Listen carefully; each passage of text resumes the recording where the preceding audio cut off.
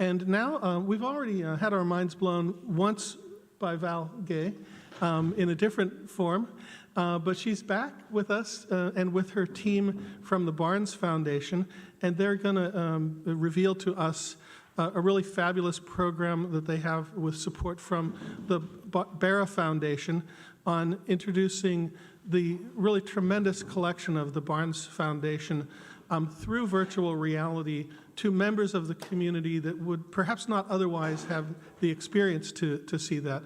A few of us went over there yesterday afternoon just to refresh our each one of us had been there before, and we were like, oh, do we need to go again?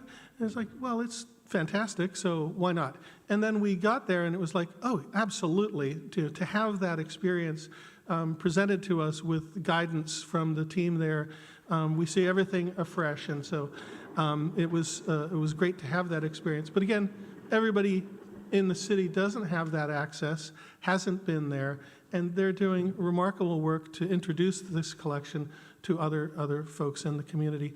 Val is here with Barbara Wong and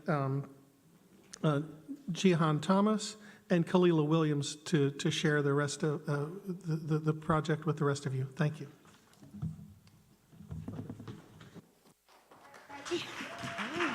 Thank you. I'm running because it's the end of the day. I feel like I want to do some jumping jacks, so this might fall off. So while we're coming up here, really, like 10 seconds, if you want to just stand up for a second and just like a, whew, okay, shake out my nerves. All right. Oh, I need the clicker too, please. Thank you, Todd. Thanks. Okay, so have a seat. Thank you. Whew, okay, so I just used up a minute of our time, so we only have 29 minutes. Then there's some music, and then, as I understand it, there's some alcohol. So we're good.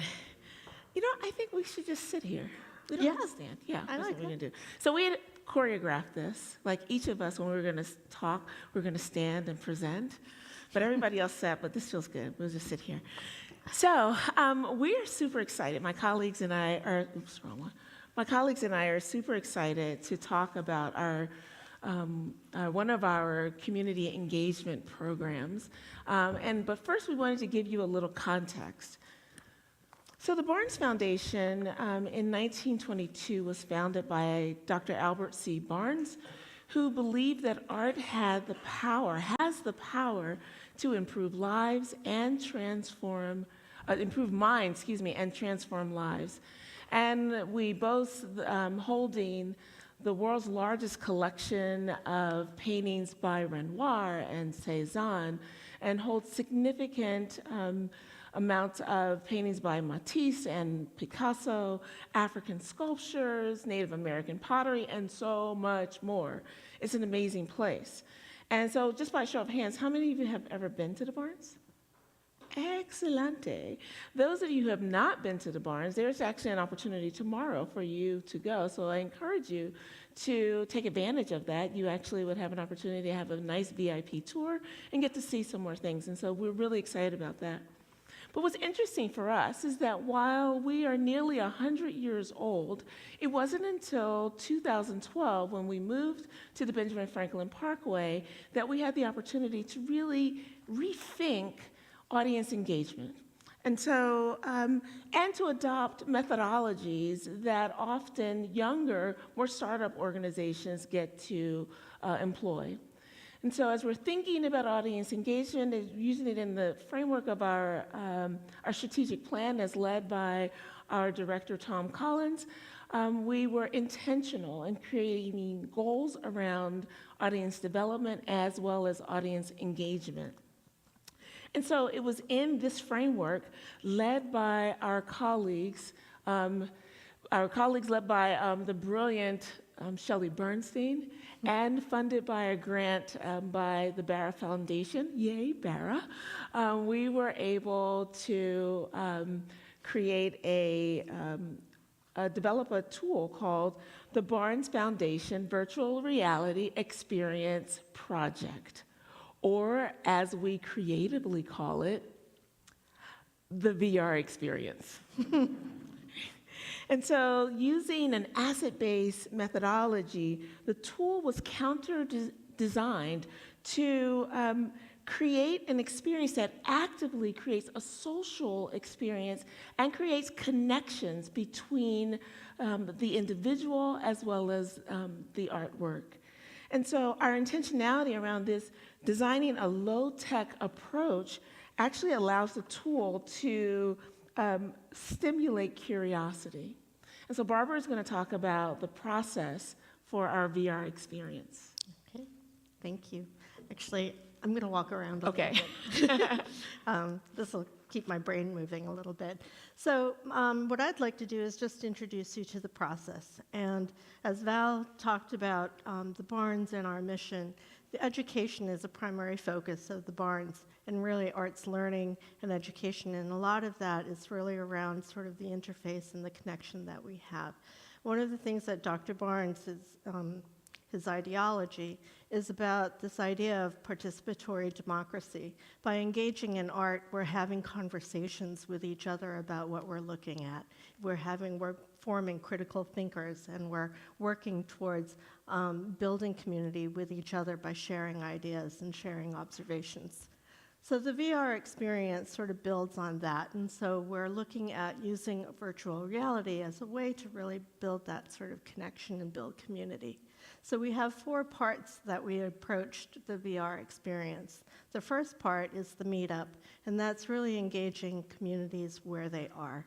We're going out into communities, building relationships with partners, and also being able to reach a broad demographic of people who may not either have gone to museums before, let alone gone to the Barnes or an art museum, or may not even have the access and opportunity to engage. The second piece is the interpersonal connections, and that's what makes things lively. That's that sort of participatory democracy that we're talking about. By engaging with individuals within the Barnes as well as with each other in a community, we're sharing ideas. The third part is the Barnes visit. So we take the participants who are working with us in the meetups and building relationships with our art team and our connectors, and we're taking them on a field trip. Just like you would when you were a kid in school.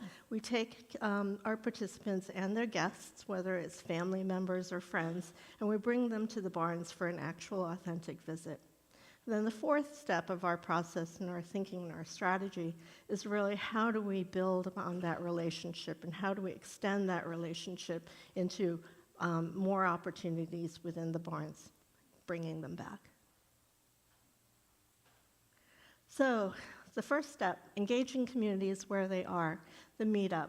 We've established quite a few partners in terms of trying to get out there into communities and really reaching a broad spectrum of people that we want to reach. So we're partnering with the Free Libraries of Philadelphia, senior centers across the city, parks and rec centers reaching youth as well as youth and families, the Philadelphia Housing Authority, community agencies, and schools. Here are just some snapshots of some of the things that we've been doing in our communities. And you see sort of this energy and activity around working with the technology and sort of like going into the virtual space of the galleries and looking at the collections. But at the same time, you see we're reaching people where they are, the senior centers, the park and rec centers. There was, at the Free Library, they had a food, Kalila, the word is the food sort of distribution. So we went out into a lot of the communities and sort of said, would you like to see what's at the Barnes and have some time in our galleries through the virtual reality goggles. And then at the same time, what we hold strong value on is the interpersonal connections in the conversations. We send out an art team, our community connectors, who are sort of trained to facilitate the conversation. What are you looking at? It's a very inquiry-based experience, really engaging people into sort of making those connections that Dr. Barnes made as he was assembling his artwork on the gallery walls, looking at ensembles, looking at connections of objects to each other, but really listening to each other as they're sharing ideas and observations, and it's building not only a relationship with our team, but also with each other as everyone is sharing the same experience. our community connectors are helping to bring the VR experience to life. So as they're having the conversations where they're taking notes in terms of some of the common themes that people are bringing out so that they can carry those themes on into conversations when they put those goggles down. Sort of bring those ideas and those themes further, and then also taking note of those themes and carrying them into the museum visit. So the socialization is really critical. So here is the Barnes visit, and one of the things that we identified very early on is that we wanted to make sure that the barriers of transportation were not limiting our communities from accessing the Barnes. So we started off with doing public transportation because we wanted to facilitate a way that, an experience that they could do themselves. But then we realized it was a lot quicker and more customized for our communities to really just book the buses and bring our communities directly to the Barnes. So the Barnes visit, again, continues with the relationship with the community connector team that they're meeting in the community. Oftentimes you'll hear people say, I don't see myself in a museum or a culture, but what we're doing is we're establishing relationships and trust with the people that we're sending into communities representing the Barnes and establishing that relationship there. And then as they enter into the Barnes, they're oriented with the same team to enter into the galleries, learn about Dr. Barnes, and develop some of the skills about talking about art and making those observations and connections and connecting with each other. So here you see our art team member, Anne, who is working with our visitors, and they're making authentic connections to the galleries and the works of art that they saw through the virtual lens and making those direct connections within the galleries and the authentic works of art that they're seeing, but they're also embraced within the physical space. And then as they go through their tour, they're allowed to, or encouraged, to wander through the galleries on their own and using those skills that they've developed through that conversation and independently walking through the galleries on their own. So the extended relationships and access is still something we're really looking at developing even further. How do we continue to maintain these relationships that we've started to develop with our communities? We have free access programs, PICO Free First Sunday.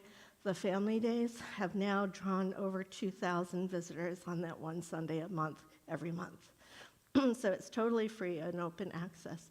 And those allow us opportunities to engage families in public performances and presentations and engage in free access into the collection whenever they want, as well as hands-on art-making activities.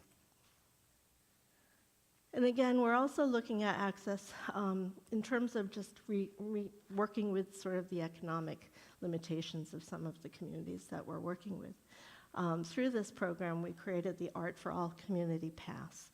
And so the pass allows the participant of the program to come back at any time that they want, free of charge, plus bring 3 guests free of charge. So, and it's good for a year, so it's kind of like a membership. And it's really exciting to be able to offer this opportunity to people to continue to return. Prior to the Community Pass, we also have the Access Card, which is sort of a program that supports families who have Subsidized, so like benefits from the state. Yes. So anyone who's carrying an Access Card also has free access to the Barnes as well. And then this is sort of a little snapshot of what happens at some of our first Sunday programming. It's just so rich and inclusive of our communities and just engages people in a variety of programming that we can bring free.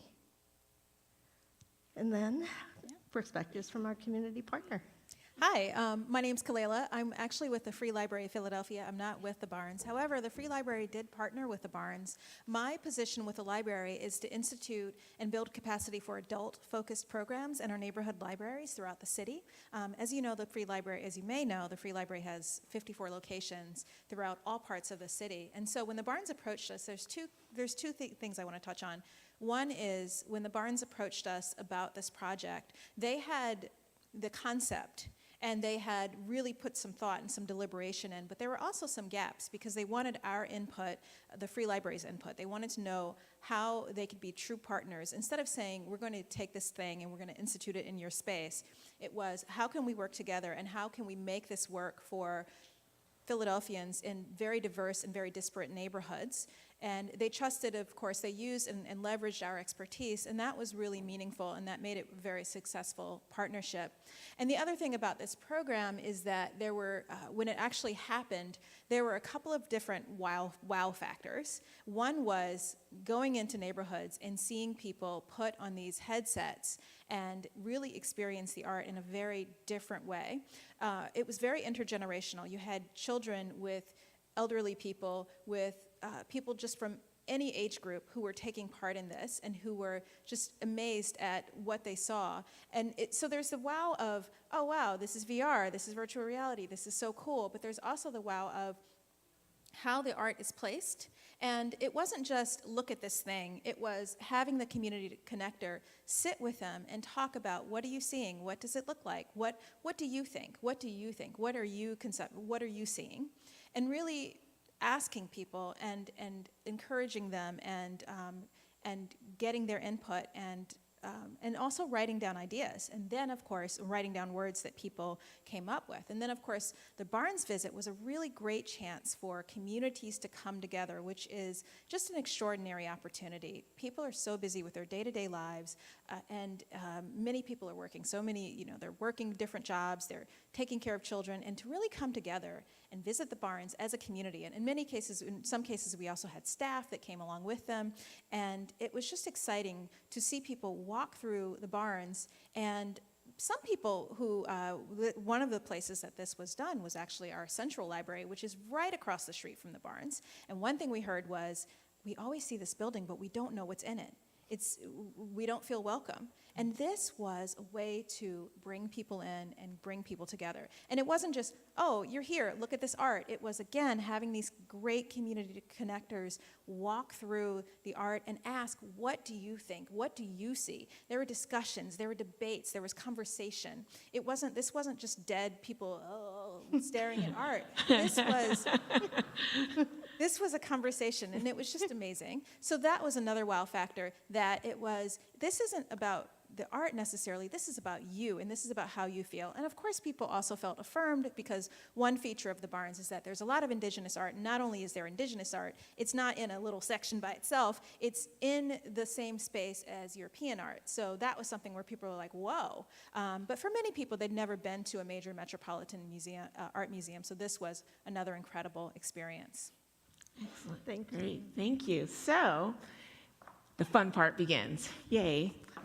I'm going to invite up Jahan Thomas, who is one of our outreach coordinators, and our willing audience participant who I recruited at lunchtime, Christine Dancy. It was a pity, yes, because everybody else kind of looked away when I asked, and so she's like, oh, okay, I'll do it. And so you're going to get to see this in action. So while Jahan and Christine are setting up, Barbara and Kalela are going to read a few, or actually one each, please. Yeah. Reflections of participants. For me, I felt like a kid again, just discovering and exploring something new. It is like discovering something all over again, even though it has been there. It is like seeing it new again for the first time. I always wanted to come here. Actually, I've been here before, but I had never been into the galleries, and I wanted to see the museum. I think the goggles, what they do is a sample of what you have here, the paintings, the layout, and it makes it interesting. Actually, it's a door to motivate you to come here, especially coming to the neighborhood. Great. So here it is. Jahan is going to walk Christine through a simulation, a demonstration of what's going on. Okay, excellent, excellent. Good afternoon. I'm really excited to be here. My name is Jahan Thomas.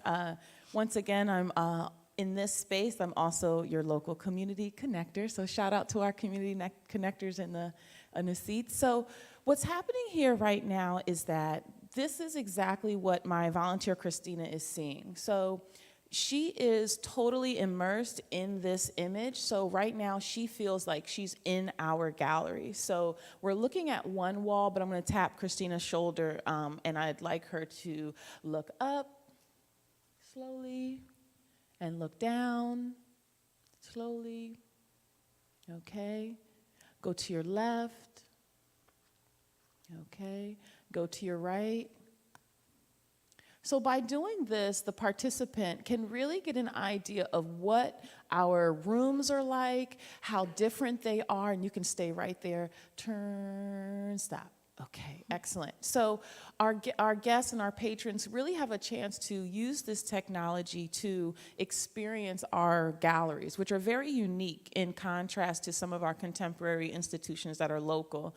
As you can see, the Barnes Foundation is the arrangement of the artwork, like Kalela was mentioning, is that a lot of our artworks are all jumbled up. They're next to things that you wouldn't think they should be next to, or that, you know, maybe you come to enjoy some of the Picassos. Well, you're going to have to enjoy Picasso next to this beautiful Dutch chair. So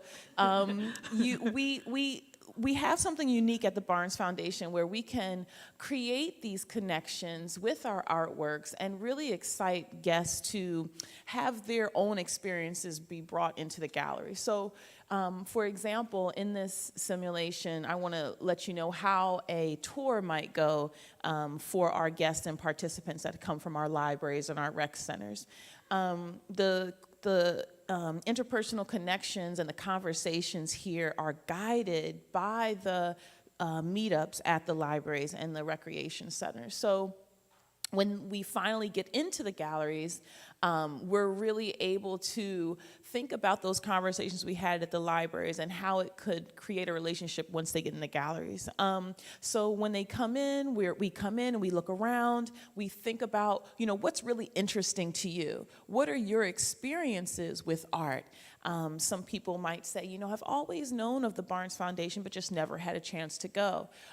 Or I grew up really enjoying art. I became an accountant, and that's just kind of how it went.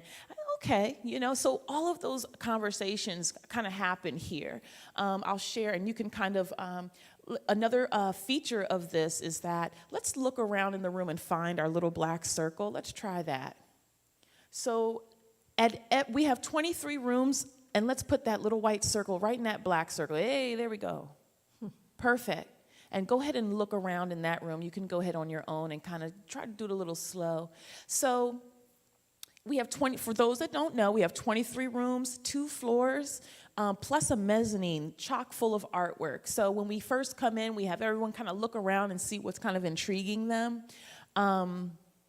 Let's see, these little black circles transfer you into other rooms, so guests are really able to travel from floor to floor, room to room. Let's go into one of those circles there.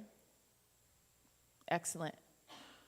Perfect, this is excellent. So what we're seeing here is one wall, and at the Barnes Foundation, one of the terms that's used is called an ensemble, and you know, I could say, hey, this is my ensemble with my clothes, or we can also say that there's an ensemble with art, which is how you arrange anything or how something is arranged or put together. So one of the conversations that we had with some of our participants, we had a gentleman come in and he went straight to this chest. So let me see if we can look down a little bit so we can kind of, yeah. So he went, we have a lot of these chests. Some of them date back to the 16th century. A lot of them are Pennsylvania Dutch furniture and woodworking. So he went straight to these chests. And I was like, you know, oh, wow, you really like this. So, you know, what is this about that you really like? He's like, I don't even need any information on this. And I said, why? Tell me.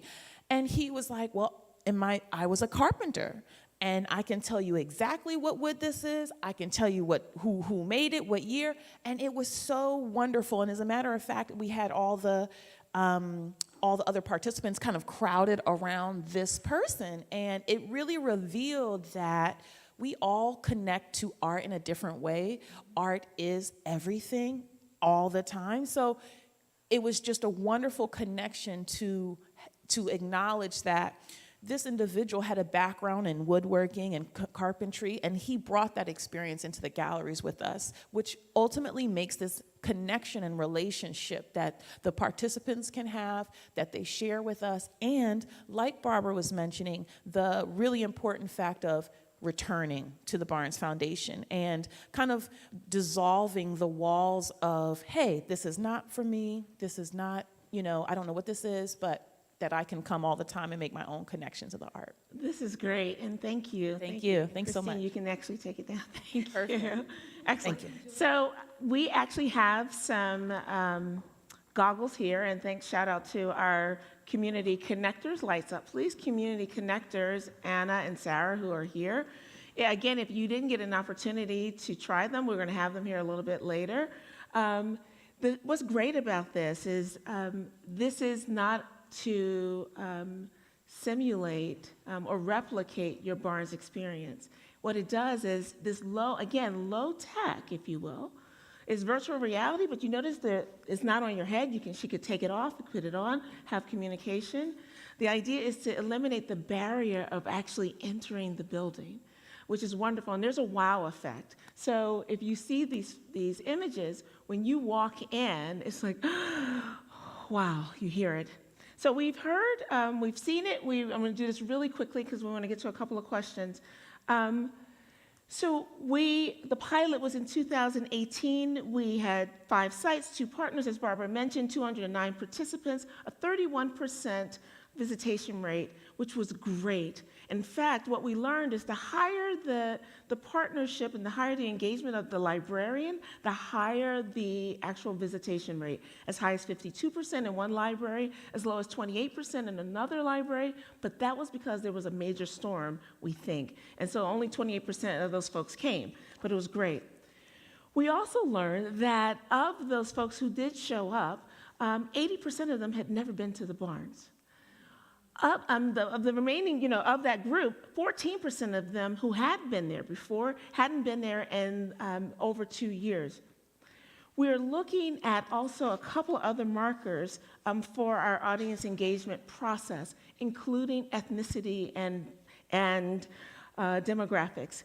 And so you can see, you heard earlier today about how diverse Philadelphia is. We are starting to mirror that, as well as socioeconomically. We're grateful that we are actually starting to penetrate other communities. So 5 sites, we analyze, synthesize the data, and then our expansion is this year, starting in March through December, 62 sites, 8 partners that Barbara mentioned, with the goal of actually reaching 1,100 participants. What we learned is that we don't have to keep going back to the same sites, because people would see the VR like, oh, I did it before, I want to do it again. And so we realized we could spread the love and reach more people. And so, oops, wrong one, sorry. Here we go. So we want to deepen our learning. We're going to take some questions now as we talk about that. Thank you so much, Fiona. Fiona really is like, she's very calm, but she's like, yeah, I'm not playing with you.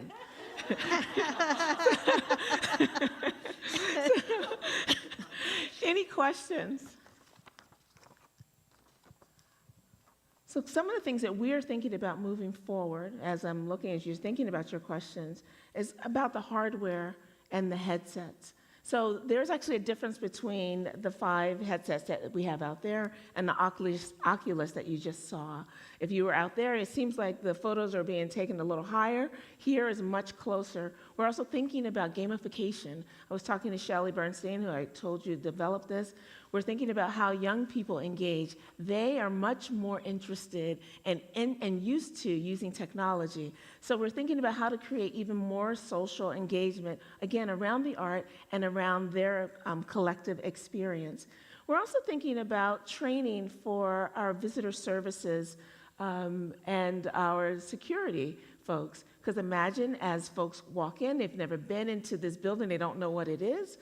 They may not necessarily feel comfortable. So we're working on training to help people feel much more comfortable when they walk into the galleries, because we want every physical body that walks into the collection to feel welcomed, to feel that they belong, to feel that they can have a personal connection with the artwork.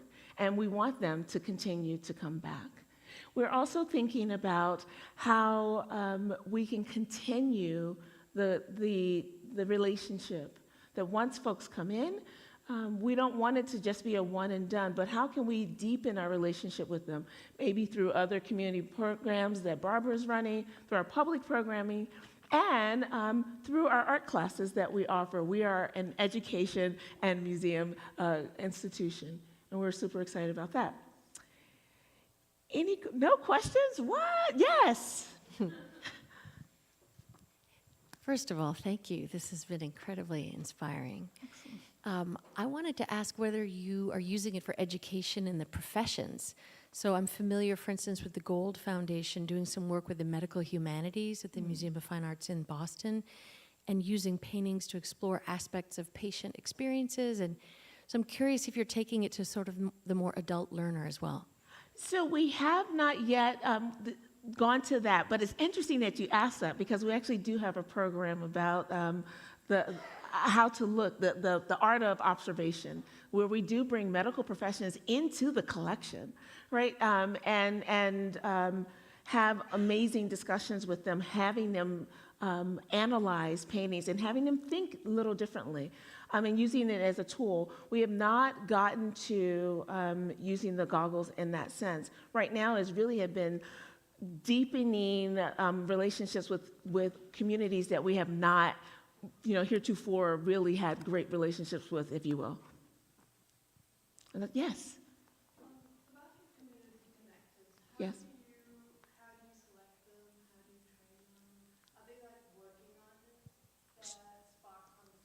Sure, perfect. Bart, that's a great question for Barbara. That's a very good question. Our community connectors, we think, are very special because they're essentially our ambassadors and our liaisons, and they have to be very people sensitive and mindful. So we have a recruiting process and engaging, but we've also been looking internally because also we want them to have the underpinning of understanding what the Barnes is and what the collection is. So Sarah, behind you, actually started with us initially as visitor services. And so she's had a great sort of connection in terms of the training and understanding of the Barnes, but also she has this sort of spirit of community engagement and working with people and really creating that platform of conversation with people who are curious about what they're looking at. And so we also are training through our education team. So our education team works with young people, and so we're trying to sort of expand all of the training so that they're prepared to work intergenerational and as well as multiculturally within communities, but also grounded around that inquiry-based experience that we're looking for. Excellent. And with that, Fiona has given us the wrap-up sign, so thank you so much. Thank you.